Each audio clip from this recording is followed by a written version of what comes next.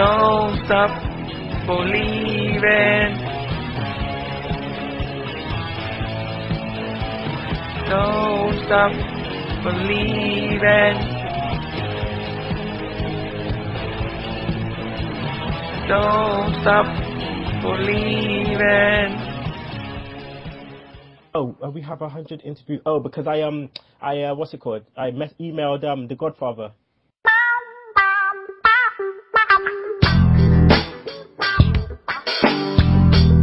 Yeah, to see if you could. He said, and then his manager sent back said we have 100 interview requests right now, looking to get some bookings, and then we will weed through everyone and see who we can fit. Who can fit it?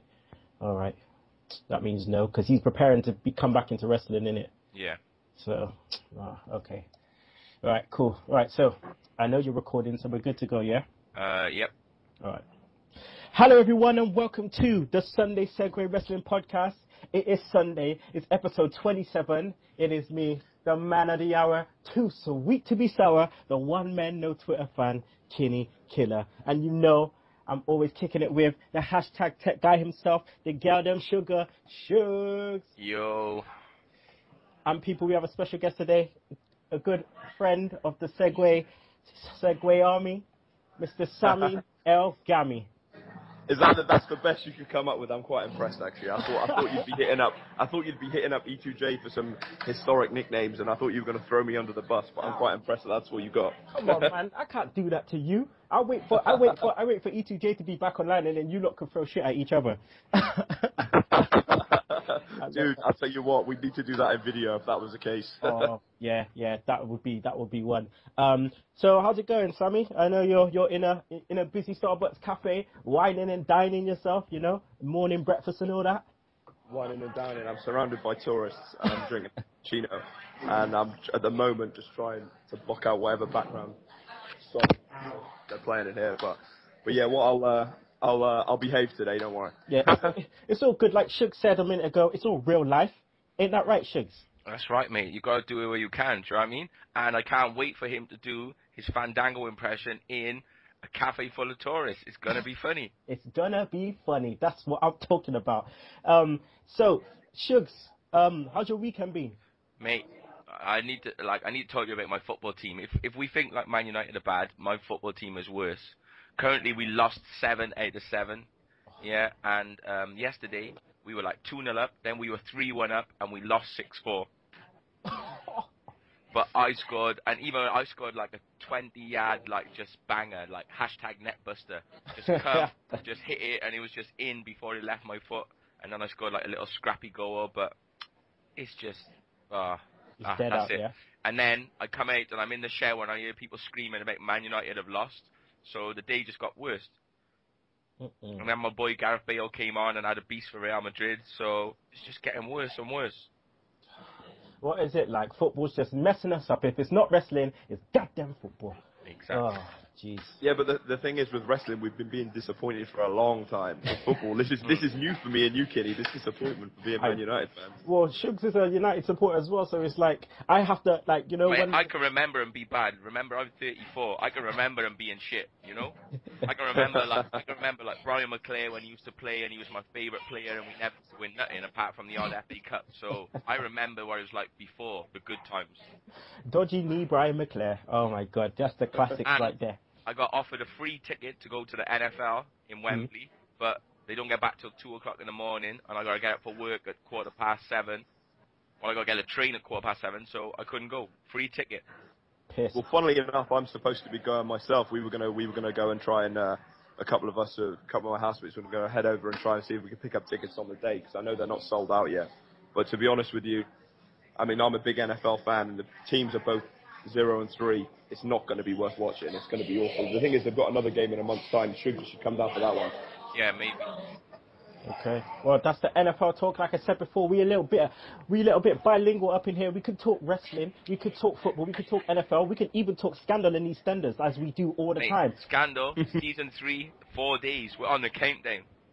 We're on the countdown. Yeah, you're on the countdown. I'm still stuck with bloody Fitz going off on my on what's her name in the hospital, murking her up. Oh yeah. Yeah. Even it out. Yeah. Even it out. while we're talking TV, very quickly, one of you's got to be watching Breaking Bad tonight, the finale. No, I haven't seen it. I need to go back to Route 1. Yeah, I don't Every watch it. podcast, I got the spoilers. I'm fast forwarding through every podcast because everyone's talking about Breaking Bad. So I need to fast forward. I'd avoid Facebook tomorrow morning. That's what I'd say. I thought the finale was last night. Nah, it's tonight in the US, and then it'll be on UK Netflix in the morning. Okay. So we're actually going to a bar here to watch it on a big 60-foot screen tomorrow night at 7 o'clock. So I'm going to have to try and avoid it.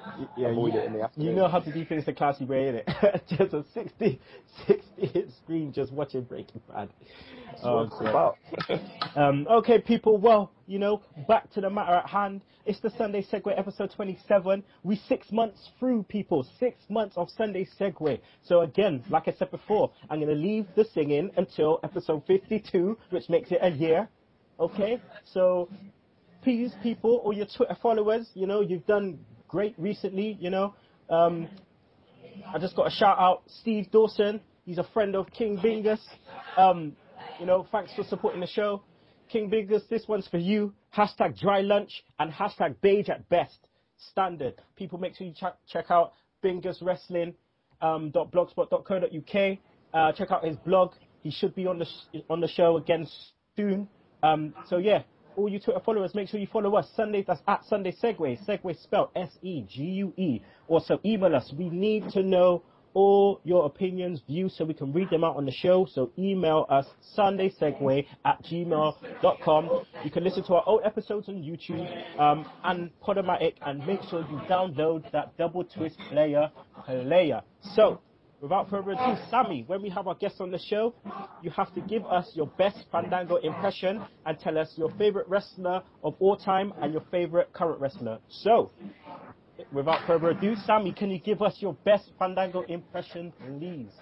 In the busy Starbucks, dude, you know I've got no shame. You know I've got no shame. I know. What's up? That's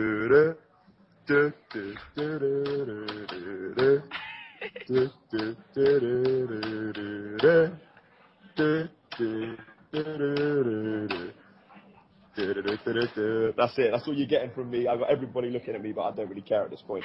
Okay. Shugs, correct him, please. I'll leave that to you. Wow. We want the signature. We want the name. We want to know who he is. Your music's hit. We want to know who you are. Fandango.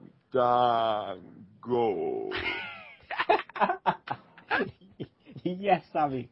He does it, people. Shugs, the official adjudicator. Yeah. I have to give him. He's gone to the top of the Fandango charts because everyone else has been doing it in their bedroom, and he's doing it in public.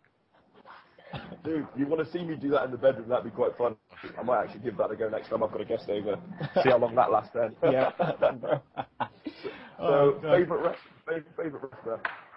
For me, I think me and Kinny, I think this is a couple of things me and you actually on the same page for. I mean, for me, Jericho's my guy. Mm-hmm. Always has been, always will be. And HBK as well. It's a toss-up between the two. Currently, I'll be honest with you, my favourite wrestler currently at the moment who I like to watch week in, week out, I mean, there's those 3-hour shows, and sometimes when you're not watching live, you don't want to necessarily skip through certain things. And I know I'm going to get a lot of heat for saying this. I like the Miz, man. What? I like the Miz. What? Yeah. he preaches for the bull bag. No way. Not on this show. In all seriousness, it's CM Punk. I was just trying to get a rise out of Kitty.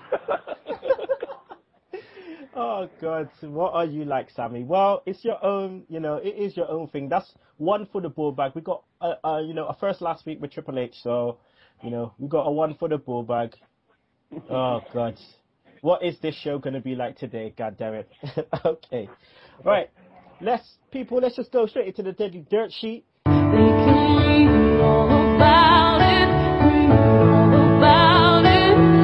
So, WWE Fines. Mark Henry has come out on the dirt sheets, and he's been interviewed on a podcast, and he's let slip how much the wrestlers will get fined if they even attempt to put their hand in the crowd and touch a fan. And the magical number is $70,000. You get fined $70,000 if you put your hand on a crowd, someone in the crowd. Do you reckon that's reasonable, Shugs, or do you reckon that's a bit extortionate? I would take that for slapping some idiot. What how much? If you're thinking of Randy Orton's getting £230,000 a week, just give someone a slap in it. Just slap them just because they got the money to do it. Yeah, that's nothing. Look, if I Rent's thought it'd not be more. if Rent's not due that, it's probably worth it.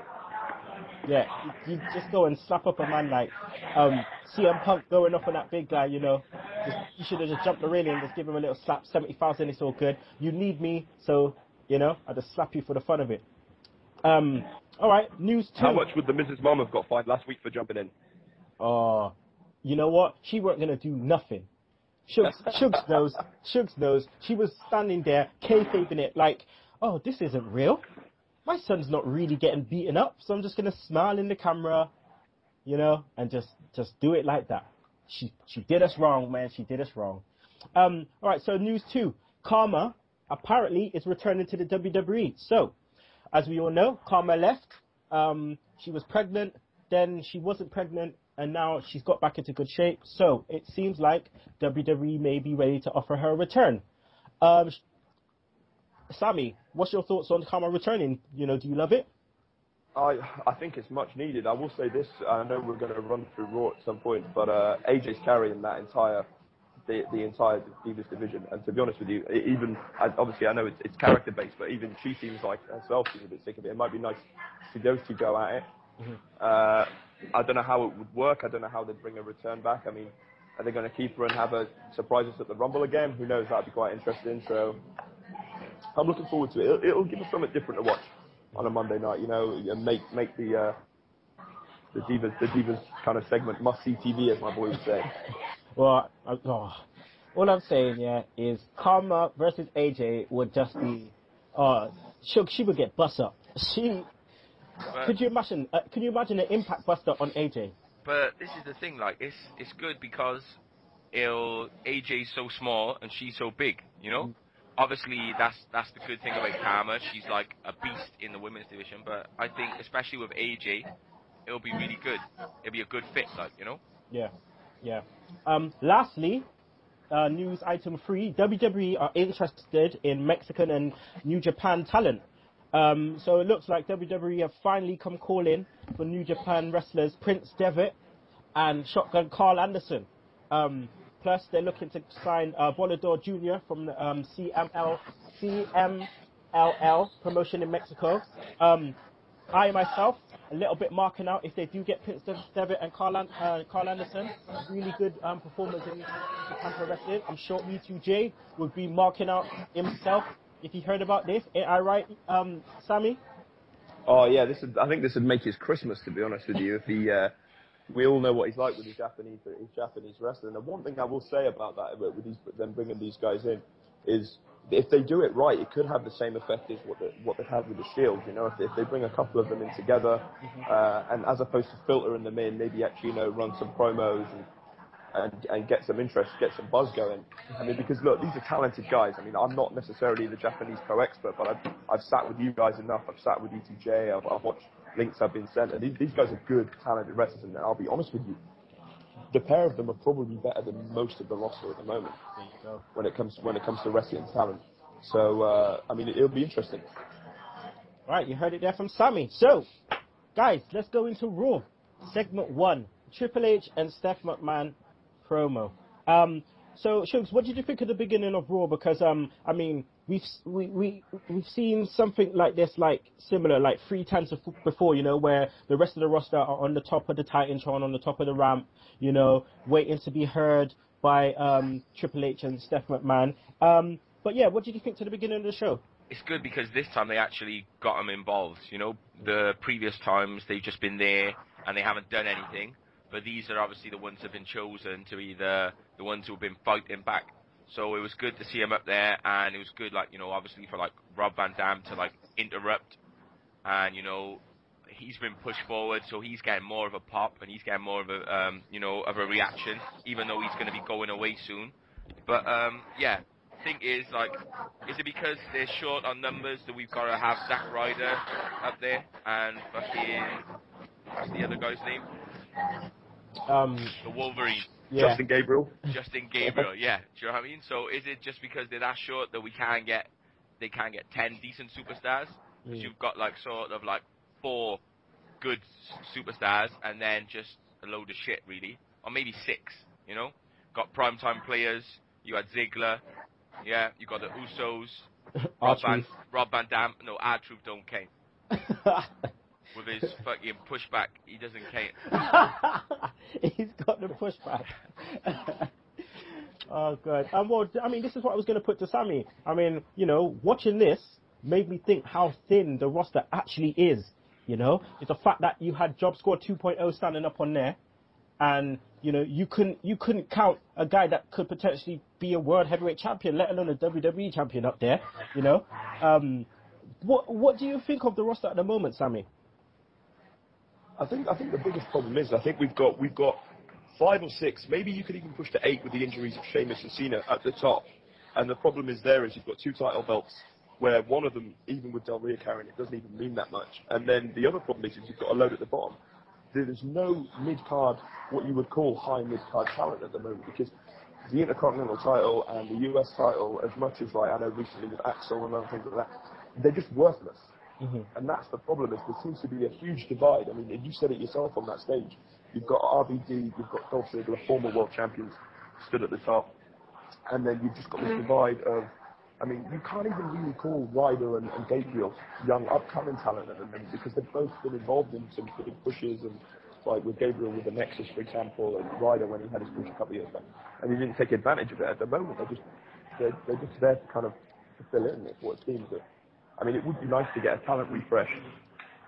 Yeah, we'll see how it goes. But there's a lot of those guys there that if they got let go, I mean, there'd be a couple of guys on the internet complaining, and fans would complain for about a week, and then they just wouldn't be missed. It's that simple, and that's the problem. Well, that's the thing. I mean, like at the moment, Triple H said it best on NXT. I don't know if you watched it recently, yesterday or on Thursday, but he came out before he introduced JBL as the new GM of NXT. He said that right about now, you know, he doesn't want to lose on his roster, but he can clearly fill the roster with the NXT superstars. They're ready to go. You know, they're chomping at the bit. What I was going to say there was, I actually believe that there's a lot of the guys that are on the current roster, such as Ryder and Gabriel and things like that, where they might just need a character refresh. The problem is you can't do 10 character refreshes over the course of 6 months, because it wouldn't work. What they really should do, and I'm not suggesting it at all, but they might need, especially with this whole kind of new corporate thing that they're doing, is maybe setting up some kind of faction where you can take 6 or 7 guys and refresh them together as 7 bad guys, you know, 7 guys that are disappointed in their push, and then they know they're not going anywhere, so they start taking matters into their own hands. That was the only thing I thought when I saw them all on the top there was, I mean, you've got Ziggler, who we know he's even publicly said that he's not necessarily happy with what his current role is. There's no reason why he couldn't leave, as you say, Job Squad 2.0, and just have them run roughshod. You know what I mean? Yeah, clearly. I mean, that might be the only refresh, the only chance these guys might have, because if we fast forward 12 months from now, there's going to be quite a few guys in that roster that won't be there anymore. Yeah, definitely. I mean, 12 months from now, just see how much NXT people get called up. I guarantee they're raring to go. They're ready to be put into the spotlight. All right, well, let's go into segment 2, which was Del Rio versus Kofi Kingston. Sugs, Del Rio is still bang at best, continuing to look like super bland. Don't you feel they should just take the title off him and just give it to someone who could make it maybe a bit more, you know, bit more respectable, actually mean something? Like who? Oh, I don't know. Exactly. I really don't. So, if you don't know, how do you think they know? They must have somebody in mind. Well, like, I mean, you said it last week, Sandow. Who's on deck? Sandow's got the money in the bank, but then they've got no program for Sandow. They've got no angle. They've got nothing to put it in. That's just a switch for the sake of it. Well, the thing is, they need to give it to someone. Okay, it doesn't matter who. They just need to give it to someone and have it for a long time and build their character around the World Heavyweight Championship. So Sandow could, like you said last week, maybe Sandow could do it. You know. But they need someone you know, they need to build that championship back up. They need to build a character around it. Like, remember when Triple H had it, yeah? And Triple H, he had it for 9 months. And he was just like, he made that title important. That was the title. That was the main event, you know? Even when Sheamus had it, you know? He kept defending it. He fought, like, Big Show. He fought, like, Mark Henry. He had these good feuds, you know, the rematches with Daniel Bryan. It seemed more... had more prestige on it, but then since it's gone to Del Rio, it's sort of been like affected by his character. Yeah. You know? Yeah. The title's now become beige. I mean, Kinny, if they shocked us out of nowhere and gave it to somebody unexpected, I mean, let's just say for argument's sake, Monday night just gone by, we're talking about the Kingston Del Rio segment. Let's say for some reason it was a World Heavyweight title match, and I'm not saying Kingston deserves the belt, but let's just say they pull a shock and put it on somebody random. I mean, would you be happy with that if they completely just switched it and gave it to somebody you wouldn't expect to be wearing it, or are you under the impression that to be giving it to someone else who's established, like obviously I know Orton's in the WWE title run, but you know some of the other kind of guys like Barrett and other people like that. Or I think it's time to give it to someone who needs it, someone who actually needs it and needs to build their character back up again. Yeah. Because if you look at Wade Barrett, I reckon Barrett as a World Heavyweight Champion would be sick. Because he's good on the mic, he's got the promos down, and he's a good in-ring wrestler, and he's a good heel. Like, he's a good heel. But obviously, he needs to go to a babyface right now, doesn't it? Yeah, I mean, the only... Yeah, sorry, Sunday, what about Sunday's not a babyface, but then if he had it, it's like, even if, like Sami said, if Kofi had it, then you'd be like, how the fuck has Kofi got it? And then it'll be like, how is he going to hold on to this world title? You know? And if he's getting these wins and he's like, you know, getting roll-ups and he's just scraping his way out of it, because that's what Daniel Bryan was doing before he got the flying knee. He was getting roll-ups. He was turning things into a win. And that's what you need for Kofi or anyone. It could make somebody. Yeah. It could make them. I mean, you could put them in that kind of hardcore title role where somebody who shouldn't have the belt has got it, and he's literally just running from every single fight, just trying to keep hold of it. You know, like stealing wins here and there. And, I mean, like we said, I'm not saying Kingston. It was just the first thing that came to mind because we were talking about the segment. I mean, another thing that I actually thought was, why not put it on the Shield as a combined? Have them, the three of them. Oh, the Freebird rule on the world title. The Freebird rule on the world title, and literally they keep it all the way through to Mania. And just they do everything. They lie, they cheat, as Eddie Guerrero would say, they steal. You know, just to keep it between the three of them. It would be something different, and I think that's what we need right now. Because you said it yourself. I mean, Del Rio's bland, he's beige, and he's hard to watch. I mean, personally for me as well, because he looks like my brother, I find it hard to watch because I think it's weird. But that's a whole other story. But yeah, I mean, he's somebody that they need to absolutely look at. Say, look. Because the thing is, you can't put him down to the bottom. He's a multiple-time world champion now.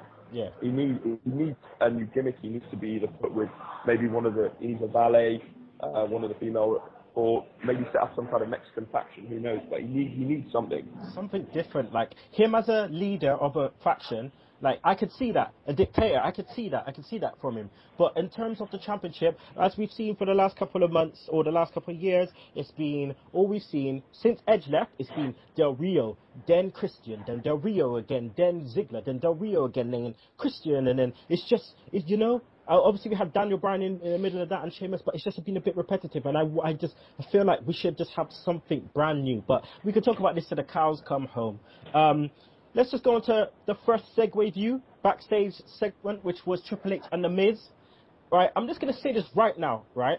Sugs, just play my music.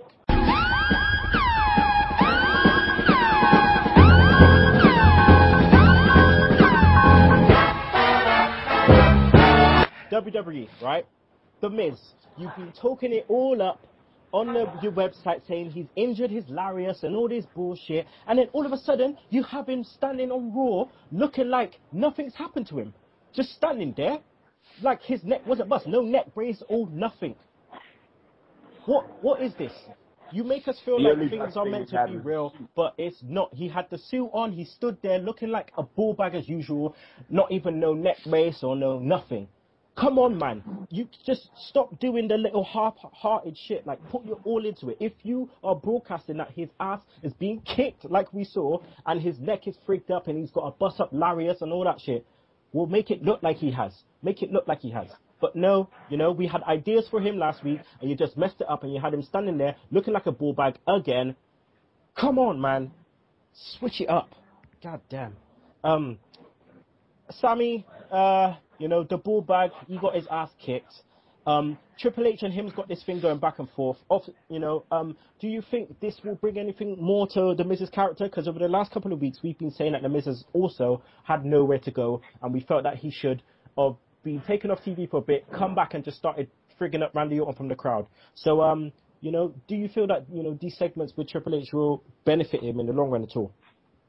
I mean, like I said earlier, I think the only thing this is leading to with a lot of these guys that seem to be in this kind of mid-card hell, as it's being coined, like the Miz, and Ziggler, and that, is if they all form together and go against Triple H. But I don't see that happening. I mean, all joking aside about me saying I like the Miz, obviously I know you know me well enough to know I was messing with you when I said that. I mean, I do think he's good. He's not the best guy on the card at the moment by a long shot. But the problem is with somebody like him is when you've had somebody who's headlined WrestleMania. He's been at the top of the card. He was a very, very good heel. I mean, he was arguably the best heel in the company at the time. And the thing is, that Chicago crowd on Monday night, they're a very intelligent wrestling crowd. And even they were confused as to whether to cheer for him or not. Mm-hmm. 1 minute you don't know whether he's supposed to be there as the face. Then is he the heel? Is he the face? Is he the heel? I mean, I really don't know what to think about what they're going to do with him and a few of the others. Yeah, I mean, Shugs, we're always talking about the Miz, but do you feel the same, you know, kind of sentiment in terms of the Miz's injury? You know, could they have played it off a bit better?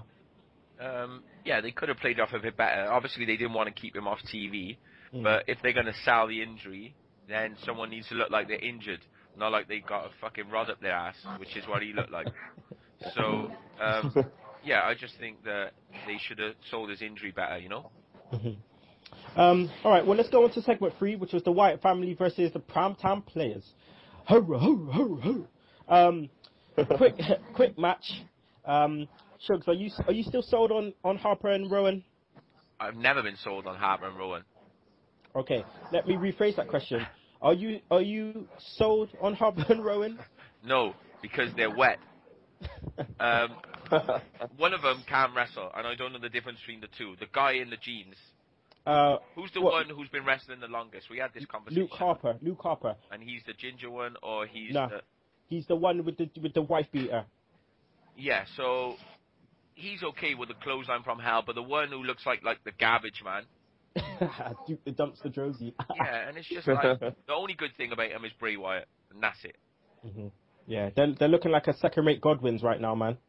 And you know, like maybe you could give, you know, maybe you could give the world heavyweight title to Bray Wyatt, but then he's had like 2 matches, you know. Yeah. And he's been there for like, you know, a few weeks. Obviously, he's been there before, and he's come back again. But then you've got to work out how to get him into feuds with wrestlers before you can do anything like that. And obviously, they haven't got any idea because they're waiting for Kane to come back for him to have his second feud. You know? Oh God. Kinny, I was going to say actually on my I made some notes when I was watching Raw, and I've actually got written on my second-rate Godwins. That's exactly what I've written down. You were exactly right there. I mean, one of the things with Bray Wyatt, I thought Monday was the perfect opportunity. There's I was saying about that Chicago crowd being an intelligent crowd. They're a great wrestling crowd, as we've seen on Monday night. There was no reason why. I mean, obviously they do the intro where he kind of blows the flame and says we're here. That would have been a perfect opportunity with that crowd for him to cut a promo on anybody on that roster and start a new feud, because he would have been over. Yeah. That crowd understood. I mean, he could have gone for 3 or 4 minutes on the mic. He could have gone for anybody on that roster, and you would have started a feud overnight because they would have helped him carry it. For him, as Shugs just said, he would be perfect for that to take the world heavyweight title out of nowhere. But the problem is you've got no future for him. Yeah. There's been nothing. It's like. With the Undertaker, obviously he's like a similar type of character in Kane. They're like sort of supernatural characters, or they're coming across with these gimmicks, you know. But then they never seem to have any problem finding people for Kane to fight or the Undertaker. So why are they struggling with Bray Wyatt? Because it's not as if the Undertaker came like all these years ago and didn't have anyone to fight, and he could only fight Kane. Do you know what I mean? You can I just think fight. their worry. You can fight. You can fight anyone. I think their worry is whoever they put him up against, he's going to have to go over against. Because they're obviously wanting to build this character, so they can't have him wrestling every week. I get that, but I mean, at the moment, I mean, I've been paying attention to Raw. I don't think he's in any kind of feud unless I've missed something. Nope.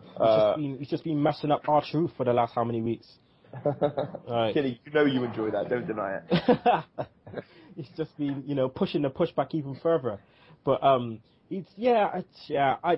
think that the Wyatts, with all this hype that came up and Bray Wyatt, I think they went in super hard on the promo stuff, so we were expecting something. Then they went kind of supernatural, and I really think what we talked about before with Christian and just like kidnapping him, and then all of a sudden he comes back. That would have been such a good feud to just deal with, like him and Christian for a while. He kidnapped him, but it just, we'll just. I mean, they could have even had Edge to come. Edge not necessarily, obviously, because he's not going to wrestle, but that would have been a perfect opportunity for Edge to go up and cut a promo, where's Christian and all this kind of thing, and help someone establish, get him over. Yeah, because then, imagine if, obviously we hadn't seen Christian. The way Christian was reintroduced to us was off key. It was the wrong time and the wrong show. Yeah, imagine if we saw little snippets of him when the Wyatt family were coming in, seeing him in the corner, everyone thinking, yo, where's Christian? Is that where he's been? Edge comes out, where's Christian? And all of a sudden you see Christian, trying to dust out from someone or just whatever, just something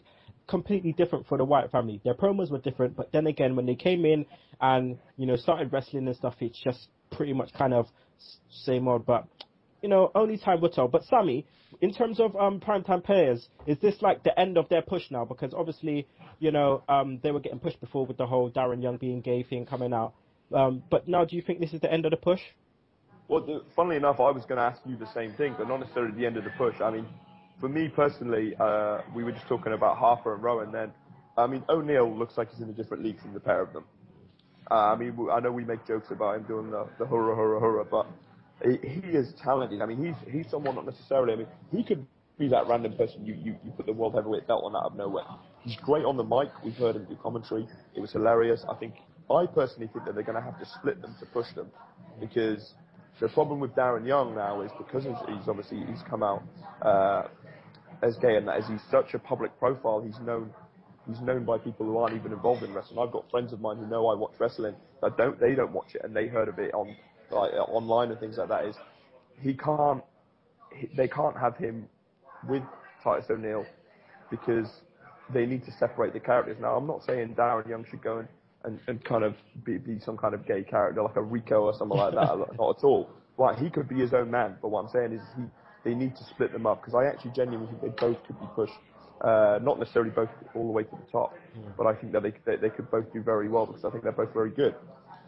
Shugs, what's your thoughts on Titus maybe taking it a bit further? Because as we saw later on in Raw, the reaction when O'Neal came in the ring and we saw Reigns in the ring with him, the crowd were playing it up massive, big time. So what's your thoughts on O'Neal? Yeah, I just think he's obviously he's an impressive character. He doesn't shy away from the mic. He's decent on the mic, and he's a big guy. You know what I mean? So it's just like all these other people. He needs a bit of faith and he needs a push, because JR bigs him up every single time he's in the ring. JR's always calling him a future world champion, and JR's always bigging him up. And maybe that's just JR just doing his bit. But I think it's a possibility. Same with Darren Young, if he was IC champ instead of Curtis Hacksaw, I would be happy with that. It wouldn't bother me at all. No.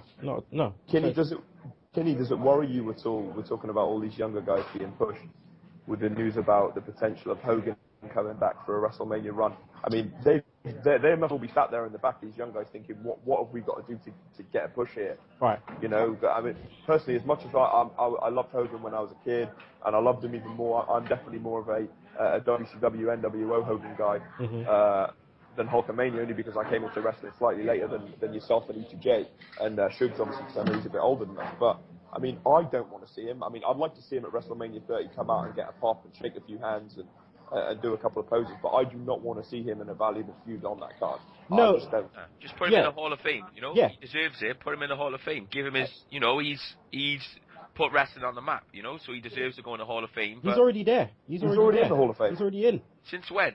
He's already in. That WrestleMania. It was when yeah. WrestleMania 21 when he came out and he jumped on Muhammad Hassan and Davari, and trying to watch that WrestleMania, you know, when he come out with the big American flag behind him and everything. Yeah, and Brooke and Nick was in the front row. Yeah, he was. Yeah, they were.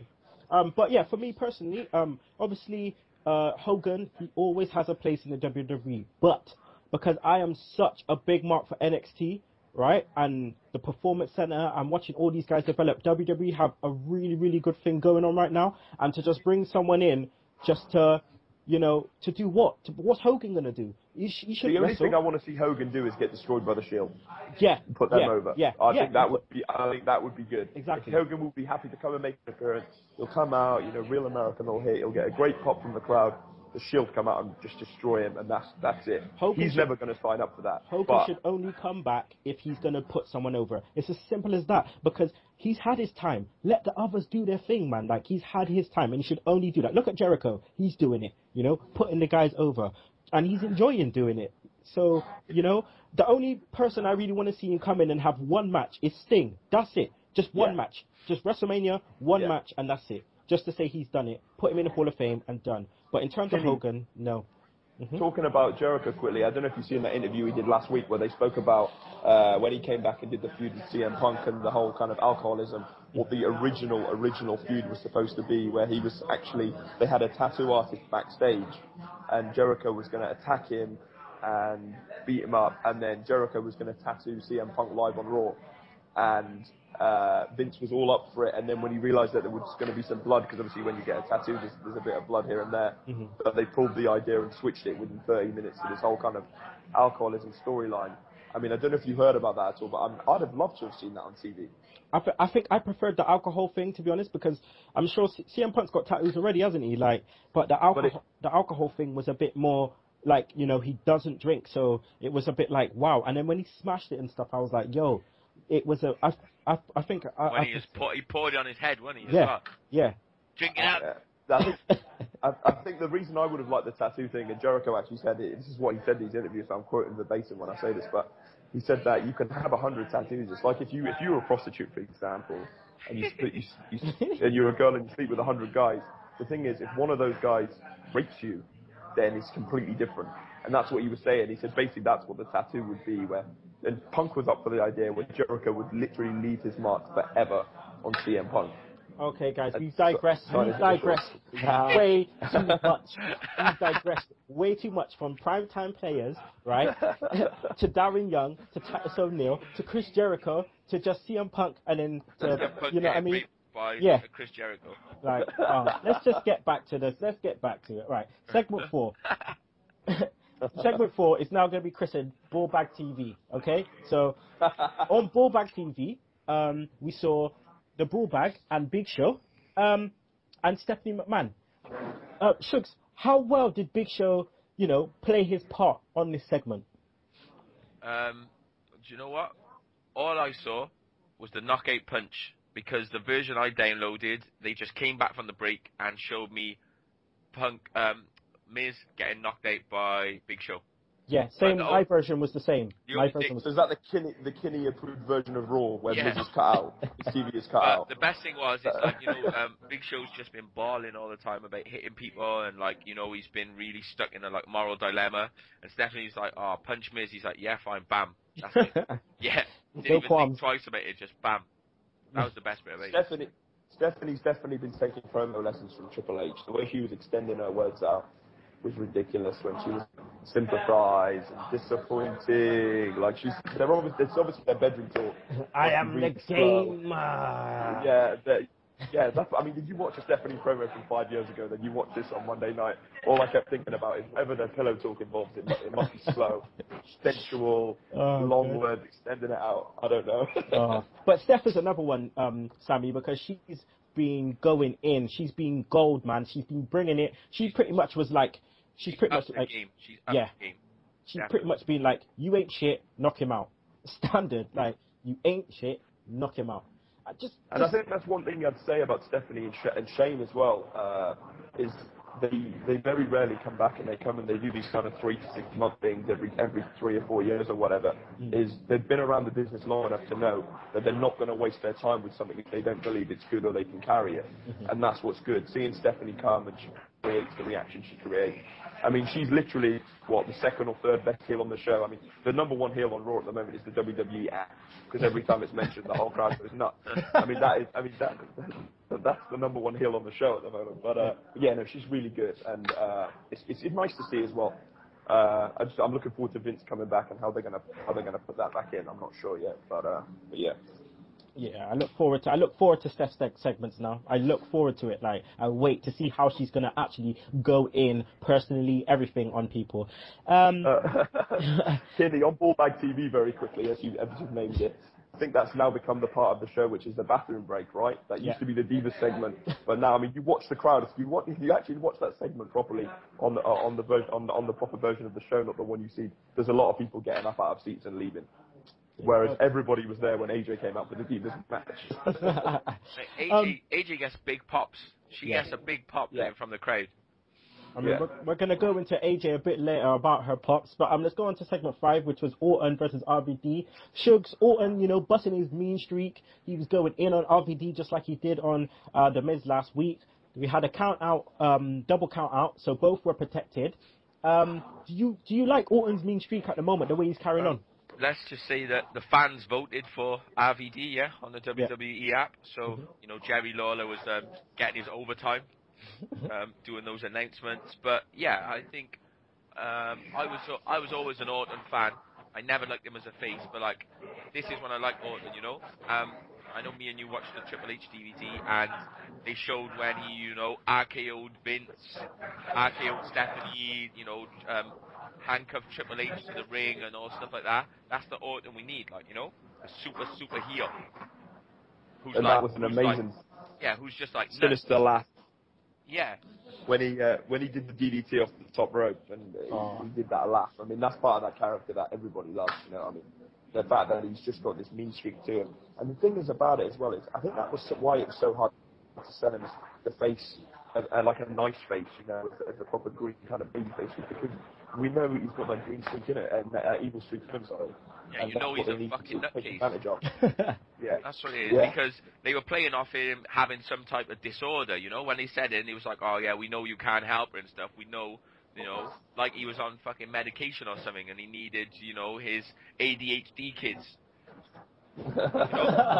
Them ones who come back after lunchtime, and they're just bouncing off the wall.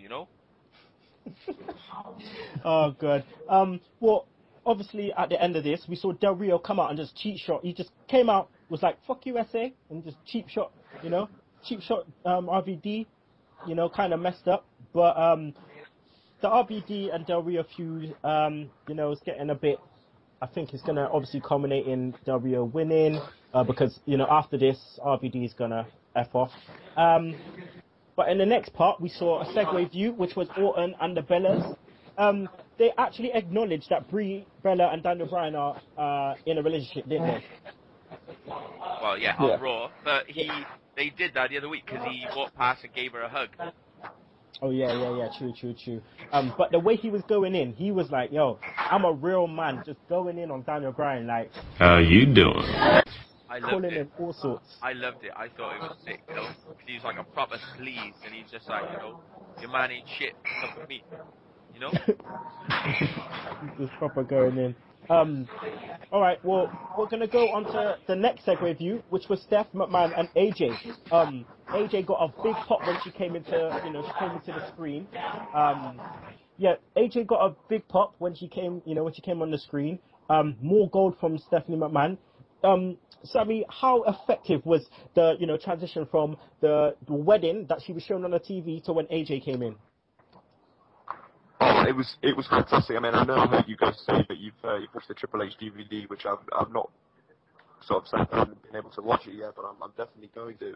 But I mean, that short of kind of them pulling back and her saying, you're unlucky in love and all this kind of thing. I mean, I think the way they're trying to show it is, I mean, if you look at AJ's character of what it's been the last couple of years, it's very reminiscent of the young Stephanie McMahon character, the lost girl, with this guy, with that guy, not really sure what to do, and then she became this independent chick who's kind of in charge and what she wants to do, and I think that's what AJ's kind of doing at the moment.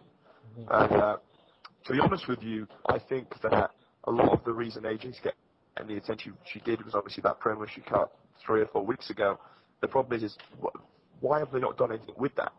Why did they not have her continuously, you know, cutting a minute here, 2 minutes here on the mic every week, as opposed to kind of, I mean, I can't understand the loss at all in the match, which comes next. I didn't get it. Yeah, I know what you mean. I know exactly what you mean. I didn't understand it at all, but I mean, obviously it's going to be part of something bigger, or you'd hope it would be anyway. But I don't know what's going to happen, but we might see, you know, because obviously we've seen them kind of butt heads before, so it may be some long run thing, but we just don't know because they always like to jump in and jump out of stuff. So Do you think this could be the point where they bring Khama back? Is Stephanie McMahon brings her back to kind of put AJ in place and destroy her, or could it be the other way around where Khama comes to help AJ and basically that those two kind of go together against these Barbie doll Jezebel kind of women who can't wrestle? I mean, I don't know how they're going to play it, but I mean, it could be a good way to bring her back.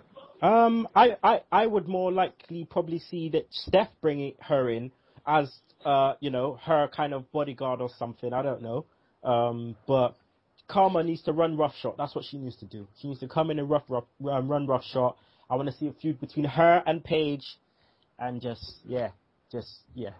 Well, I think they need to make some type of, like, when they're doing these board meetings or when they're doing these show meetings, they need to have some type of program on the computer where if you put two heels up against each other, the computer says no. Because Stephanie's a heel and AJ's a heel. So why is Stephanie healing up on the top heel in the Divas division? They shouldn't be interacting. They shouldn't be. I don't understand it. You know? Well, this is the problem with this whole kind of thing at the moment. Is I'm watching Raw as somebody who's watched wrestling for nearly 20 years now, and I could not understand as somebody.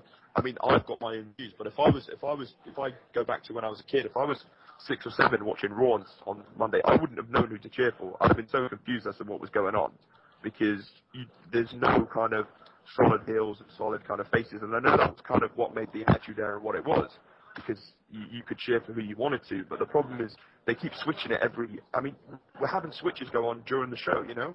A heel will say something really good and get the crowd behind him, and then go do something really stupid 10 minutes later. And it's just not structured at all. It's not structured properly at all. Yeah, no. It's just one of those weird angles which they've been doing, you know, quite a while, where it just doesn't make any sense. Why they would do it? Just like Triple H and Heyman, you know, what's that all about? You know, but yeah, WWE continue to do stuff like that, and if they didn't, we wouldn't be ranting on the show. So, you know, touche. Segment 6, we saw Fandango versus Santino. Right, Shugs. Fandango got some mega height on that leg drop, yeah? Do you think he needs to just... We've talked about this before, but is it finally time to just stop it now and bust the next finisher? Because he is going to hurt himself, man. Yeah, he needs to find a new move, but we've been saying the same again about Dolph Ziggler for a long time, you know? So... saying someone needs to find a new move and find a new move are two different things altogether. But yeah, that can't be good for him, you know. That should be saved, you know, for once in a blue moon, you know. You can do that. Can't be doing that every night, because you're not going to be walking when you're like 50. You know, look at Hulk Hogan. He's fucked and he did a leg drop. Yeah, and he didn't do it from the top ropes either. Exactly. Jeez. Do you think that Fandango needs the IC title or something, you know? Just take it off of Axel. Just put it on someone with actually some kind of a character. It was meant to be for Fandango, so I can't understand why he still hasn't got it, you know, because obviously they changed plans, but it was meant to be for him. So I thought they would have found some way for getting it back onto him. But not yet. But I reckon he would make it, you know, to see him dance, just putting the belt, lying the belt on the ground, just dancing with it and stuff, like dancing with the belt, just something, you know what I mean? Something different. And then, you know, we can probably potentially see him bring something back to the IC title. I mean, look at Honky Tonk Man. When Honky Tonk Man he had it for how many bloody years, you know, dancing with that title. you know, made it credible. Maybe we can have another dancer, you know, doing it a little bit credible. Segment 7 was the CM Punk promo. Sammy, how good was the promo, you know, with Heyman? The promo was great. I mean, when Punk came out, I mean, he's obviously going to get that huge pop that he did. And he had the Blackhawks jersey, you know, and he was explaining about the Stanley Cup, and he was dropping references to get the crowd G'd up. And I thought, whatever Heyman does, he's come out here, he's not going to be as good. But when Heyman came out singing Frank Sinatra on that scooter, I'm not going to lie, I couldn't stop laughing. I had to pause watching it. I thought it was I think Heyman, I actually thought a Night of Champions. I'm not sure whether I'd messaged you or it might have been Jace who was on a couple of weeks ago. He asked me what I thought was going to happen. And I actually thought they were going to write Heyman out. I thought that was going to be the end of the Heyman feud. I thought Punk was going to get to him after beating Axel, and that was the end of it. I thought they'd reached the limit with it. Clearly not. I mean, Heyman is comedic. He's heel genius at the moment. And I think it was really good. I mean, watching Punk fly off the ramp was amazing as well. And the beatdown. The problem is I can't, from what I'm hearing, is ultimately it's going to come down to the Survivor Series is when they're going to end this thing between Punk and Heyman. I still don't understand necessarily where Ryback fits in for him. I understand it's a benefit for the feud to have the big guy helping Heyman, but I don't understand where this helps Ryback at all. Yeah. I know he just seems to be there to destroy it. They could have had any big guy do that, you know. I don't understand why specifically he was chosen for it out of nowhere. So. Well, Shugs, do you have a counter for that? Why do you reckon, you know, they put Ryback in that situation? I think he was nowhere on the roster, was he? You know, he didn't really have the bullying thing. I thought was going well, but then Axel failed, so I think they probably going to move sort of Axel out of the picture, and they're going to move Ryback in.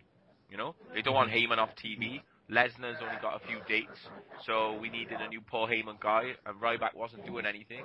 Axel flopped, so they pushed him in.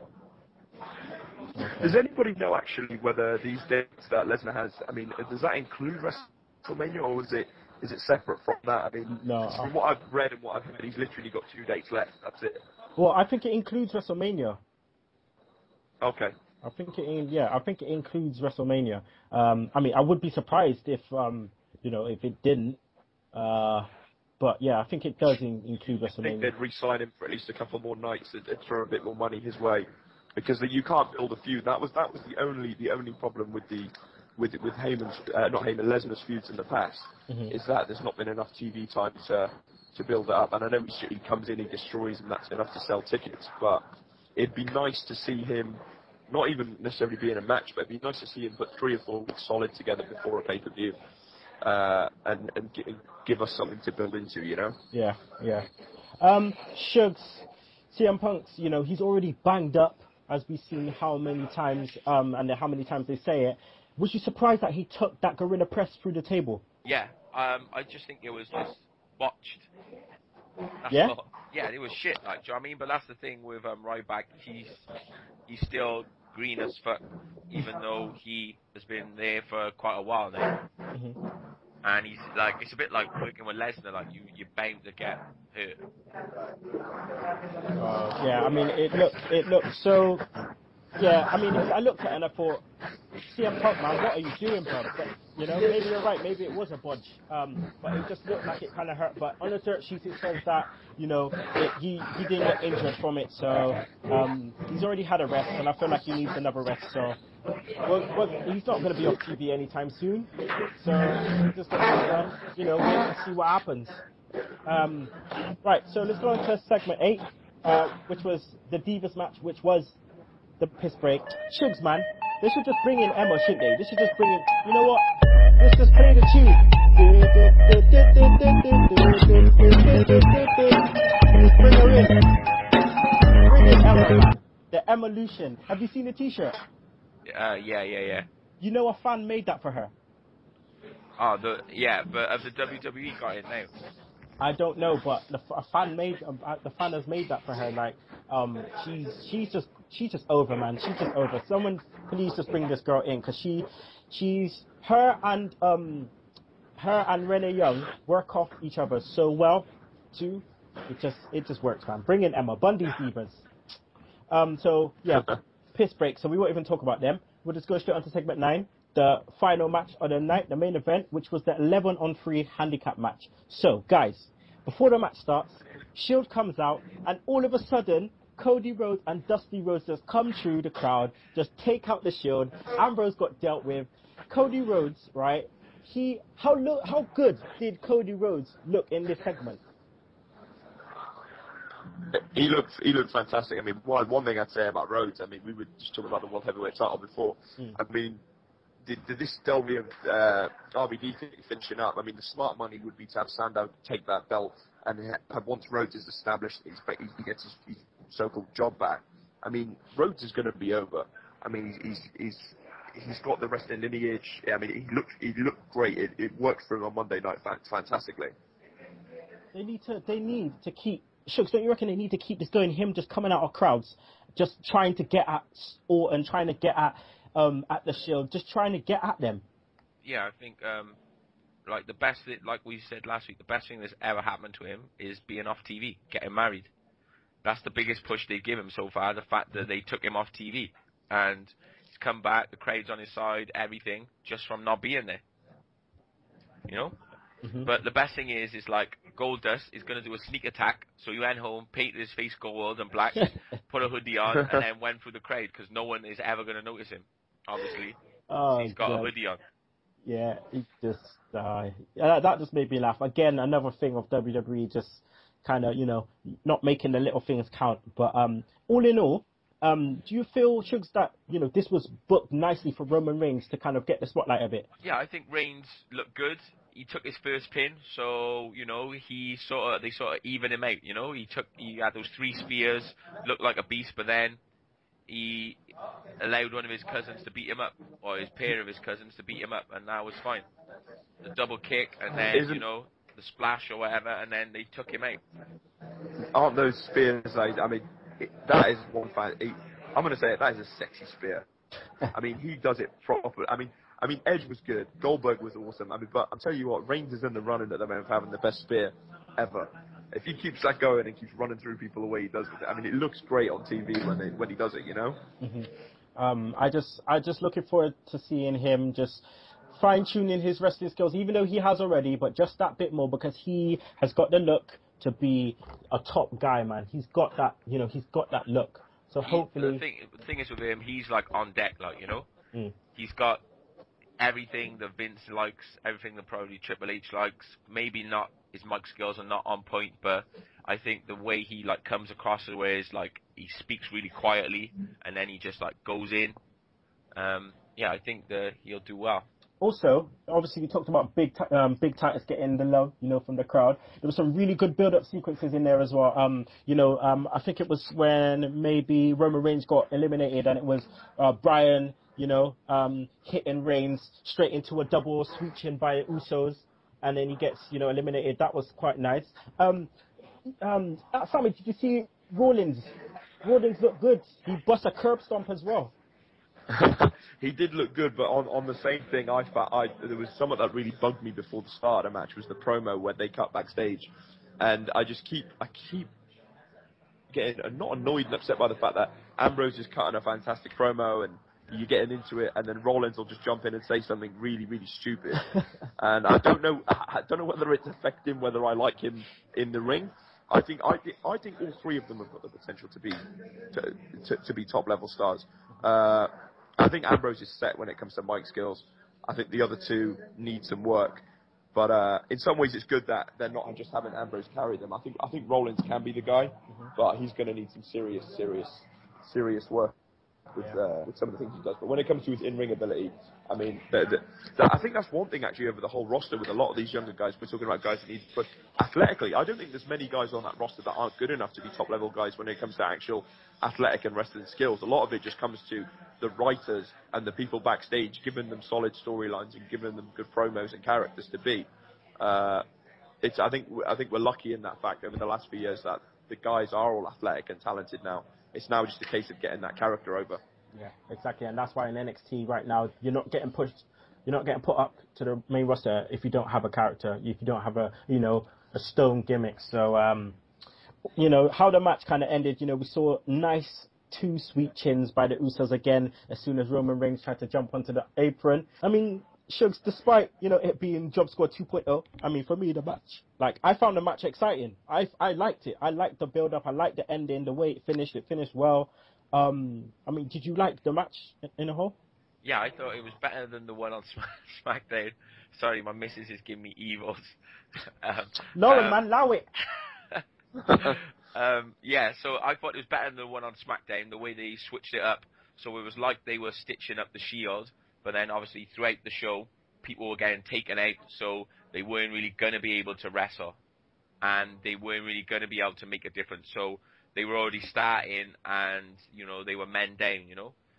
Kofi got bust up, RVD got bust up, different things like that happened. So although it seemed like Triple H was like selling out the Shield to try and keep the roster on his side, he still tried to even the odds for him. Okay, well, guys, that's the end of Raw. Shugs, can I get your Raw rating, please? Probably, I would say a 6.5. Okay. Sammy, what's your Raw rating? I'd give it a 7. I mean, I'd say a 6, but I think the crowd is always in those certain cities. When we've had them in London and Chicago and New York, I think they put it up a point. Yeah. I think it definitely helped. I think if this was in the middle of hillbilly land somewhere in the US where the crowd's just there to kind of enjoy the show and just be quiet, and I think it would look a lot worse on TV. I think the crowd definitely helped pull it over, and I think the main event, like you said, when it was announced, and Rose's facial reaction were fantastic when it looked like Triple H was throwing him under the bus. That was one of the best bits of the night, with Ambrose kept looking up at him in the ring as if to go, what the hell are you doing? But I didn't know whether the main event was going to work or not. Mm-hmm. I mean, 11-on-3, I'm watching the show thinking, something's got to happen here, and obviously it did, with obviously the Rhodes and his dad showing up. Yeah, I think it was all in all, it was a good show. I'd say 7 out of 10. Shugs, what's happening? Why are you getting dealt with while you're online? Yes, basically. She just come and wrote on my pad, "Your shit." Tell her to, no, I feel like a bro kick is going to happen soon, you know. So, guys, we're just going to take a bit of a break, you know. We're going to make Shugs get his bro kick in, and, you know, we're going to take a sip of a juice. So, we've got coming up, you know, Smackdown in 60 seconds, Sugs Stunners, and a little bit of a discussion on the Triple H DVD. So, people, make sure you reach back here in a bit. Mate. Hello, this is Sierra 92189. And this is King J. And we are from Angry Marks, but right now you're listening to Sunday Segue. Be sure to listen to Sunday Segue every week. Bullshit. Absolute bullshit. Alright, and welcome back to the Sunday Segue Wrestling Podcast. This episode 27 is Sunday, and I am the man of the hour, too sweet to be sour, the one man, no Twitter fan, Kinny Killa. And I'm here with the hashtag tech guy, the goddamn sugar Shugs. Yep. And obviously, I'm here with our guest, Sami Elgahmi. King of Starbucks, apparently, today, anyway. King of Starbucks. Right, so, we're back from the break. Hopefully, Shugs sorted out his little domestic. Smackdown in 60 seconds, Shugs. Roll with it.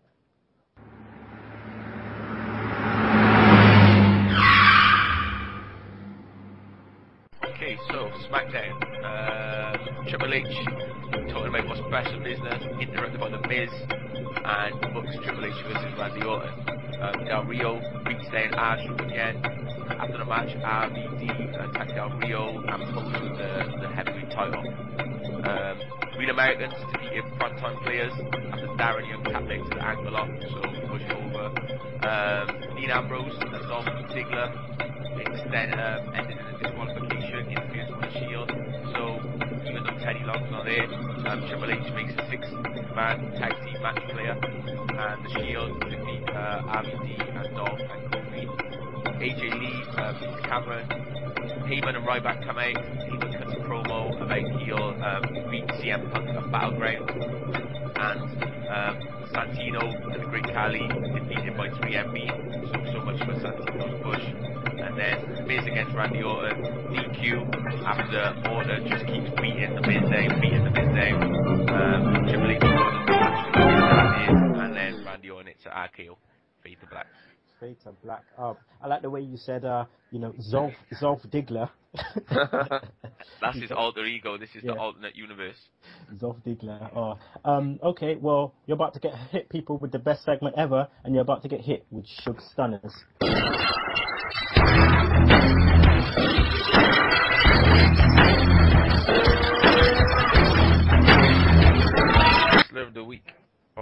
Jobber first, isn't it? Jobber. Yeah, Jobber, yeah. Well, I'm gonna say Miz. The ball bag. Ball Yes. bag, top ball bag, Miz. Yeah, he's got his neck broke last week. He got beat down in front of his mum and dad. Then came on, got knocked out by the Big Show, and then went on to SmackDown. Just got another beat down, and then an RKO.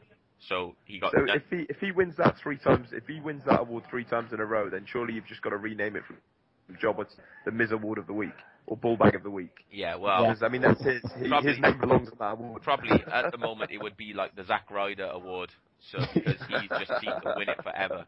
But that's Jobber of the Week. Wrestler of the Week, Move of the Week. Yep. I'm reading this without my email. Move of the Week, what good? I suppose it's got to be the top rope draping DDT by Randy Orton. Looked horrible.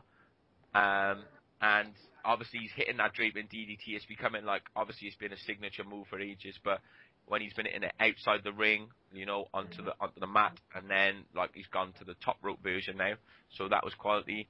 And rest of the week, I'm going to say Randy Orton. Wow. Randy Orton. The number one heel. And, you know, although he's like, hasn't been winning everything, he's been going back, and he's been back at that Viper, and he's been giving people the beatdowns, which is what he should be doing. Beat down are us. Okay. Randy Orton takes it down. All right. So, right now, guys, I just want to, you know, before we end the show, I just want to go into a little bit of a discussion on the Triple H DVD. 1, 2, is this on? Yo, Jimmy, hit me with that Triple H. Yeah, you let the music keep playing. Sami, I know you haven't watched it yet, but me and Sugs have watched it, and I really enjoyed it because of the unseen footage that they were giving us. It was a lot of stuff that I hadn't seen before. Triple H starting out with Killer Kowalski, and then coming into WCW with William Regal by his side. Shugs, what was your view on the DVD? Because I know you're not the biggest mark for Triple H, but what did you think of the DVD in itself? I thought it was good. I thought that it was giving you some insight. It might have made you feel a bit more with Triple H instead of thinking he's just burying everyone. But I suppose my opinion of him remained unchanged. I thought it was good the way he came back from his injuries. You could see he loves the business and stuff like that. But yeah, I still think he's held too many people down. Oh yeah. Well, it's good the bit about him with the click and how he had to go back to the bottom of the pile and he worked his way back up. That was good. But then you can't really feel sorry for him because he put himself in that situation. Just talk quickly a bit about him and Austin. Austin didn't want to drop the title to him. Yeah. So obviously Mick Foley won it in the triple threat, and then Triple H won it the next night on Raw. It was good. Funny, the people who didn't appear on the DVD. So Austin appeared in one little clip. That was from probably Austin's DVD. It wasn't from this one. It wasn't recorded specifically. No Shane McMahon at all in the DVD. So it was funny. They made the reach out, and they got people like Batista in who filmed stuff. Obviously Ric Flair filmed stuff, but then the people who weren't in there spoke as much as the people that were in there. Yeah. Shugs, I was going to ask actually. I know it'd been seen online before the DVD came out that The Undertaker filmed some interview clips for it. Was he in it a lot, or was he just about it? Yeah, I thought that was good. And then obviously I think that's good because it looks like obviously you don't want to break kayfabe, but they had him as The Undertaker, so there was no Matt Callow or whatever. But I think that it was good, and obviously he has a lot of respect for Triple H, and that goes a long way for people. So obviously when that Undertaker DVD comes, that's the one that's going to be the one obviously when he retires. But yeah, and that's one of the things, when the Undertaker speaks, you sort of sit up and listen. Yeah. And the stuff he was saying, it was really good, and it's just good to see him on one of these DVDs because I can't remember ever seeing him on any. No. He wasn't on the Cena DVD, he wasn't on the Mick Foley DVD, even though they had this long feud. But for the boss, I suppose, he's come out and he's made some stuff. I think they have to do it as well with The Undertaker and put him in these, because like you said, he's obviously going to have his own once he retires or when they decide to do one, and it would look very weird if he hadn't done an interview on any DVD in so long, and then all of a sudden he's talking for an hour on his, because obviously it would break his character to an extent. But it's good that they're going to slowly have him maybe do these kind of things, just to kind of maybe humanize him a bit more. Especially, I mean, when The Undertaker does go into the Hall of Fame, because I mean, he's first ballot Hall of Fame, there's no doubt about that. I mean, how's he going to give his speech, you know, and things like that? I mean, it would be nice.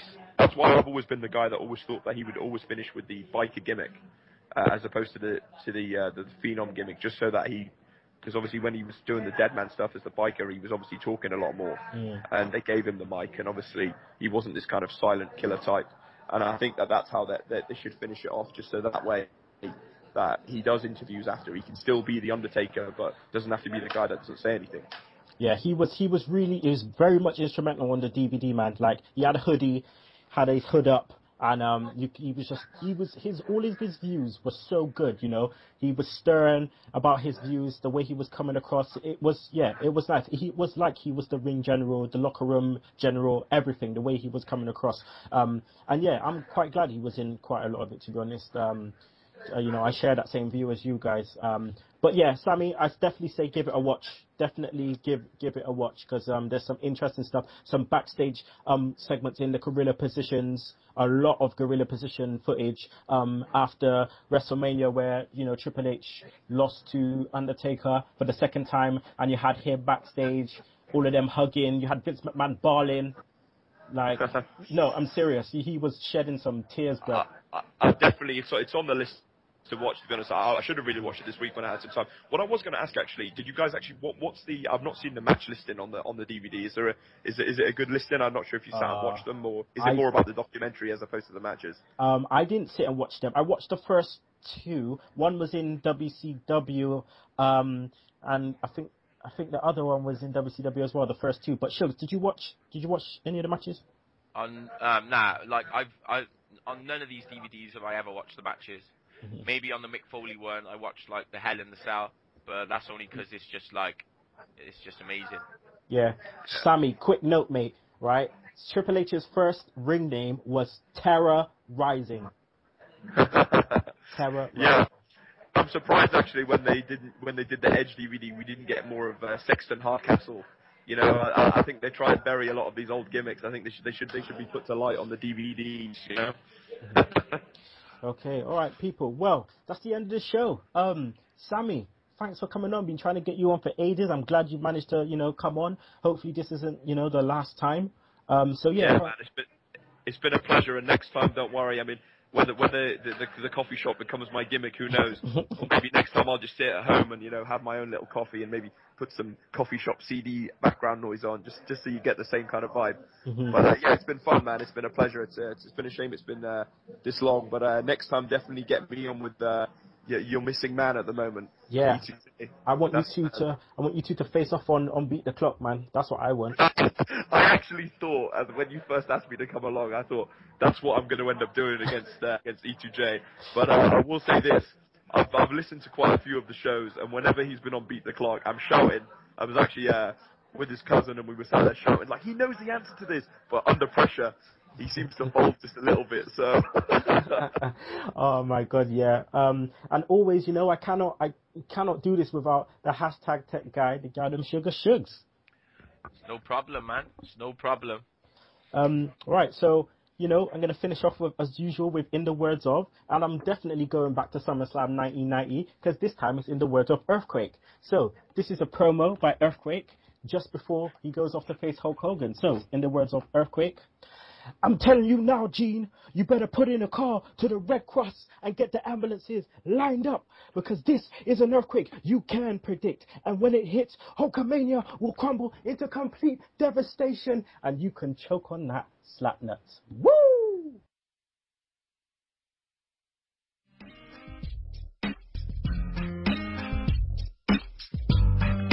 Baby, I swear I tell the truth, about all the things you used to do.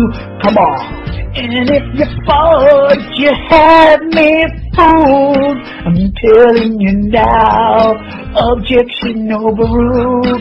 Here we go. Oh, baby, now. One for the money and the free rides, and two for the lie that you Denied, alright, alright, it's please for the cause you've been making it for the times you've been faking, alright, gotta tell you to your face, I reset my case, ooh yeah, yeah, yeah, yeah, oh yeah.